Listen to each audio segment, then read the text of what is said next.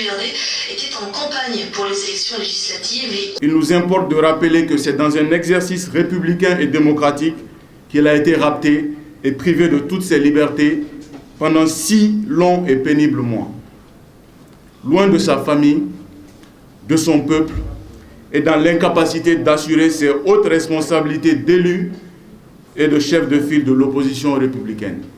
Notre engagement résultait d'une volonté inébranlable de ramener Soumaïla Cissé dans une démocratie malienne pour laquelle il a consacré près de 40 ans de lutte acharnée, droit dans ses bottes et sans compromission aucune, dans un parcours parsemé d'embûches, mais révélateur d'une technicité hors norme pour un homme au talent d'éclaireur, un homme de la trempe de ceux qui ouvrent des voies pour leur peuple.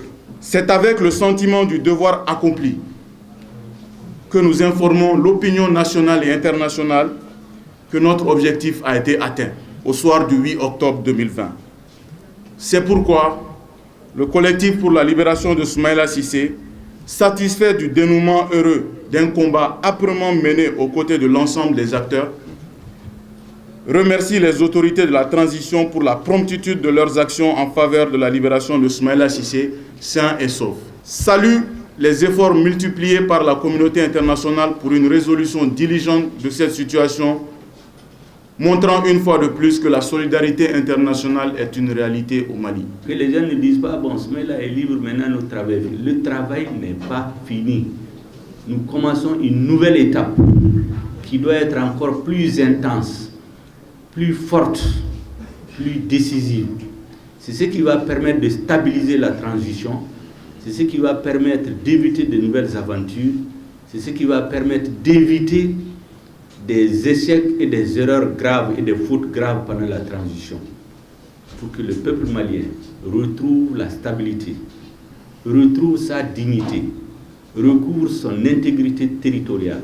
C'est ça notre travail aujourd'hui, avec notre président auquel nous devons donner quelques mois de repos. Nous savons que c'est un grand stratège qui s'occupe des questions stratégiques et laisse le travail de mobilisation, de réflexion, d'anticipation porté par la jeunesse du M5-RFP, porté par la jeunesse du FSD, porté par la jeunesse de tous les partis et des 400 partis, associations, organisations qui militent au sein du M5-RFP. Et quand il se sera reposé, bon, il reviendra militer, marcher, manifester avec nous comme il a montré qu'il peut le faire par le passé. Merci à tout le monde. Mais c'est aussi le lieu de prier pour que tous les otages, toutes les personnes qui ont été injustement privées de leur volonté, nous reviennent sains et saufs comme Soumaïla et ses compagnons l'ont été. Je pense aux administrateurs civils, je pense aux gendarmes qui étaient au service de l'État, les gens qui étaient en service commandé, qui ont été privés de leur liberté. Nous gageons que les autorités de la transition et celles d'ailleurs qu'elles ont remplacées, je le dis ici, le régime Ibrahim Boubacar Keïta, merci à tous.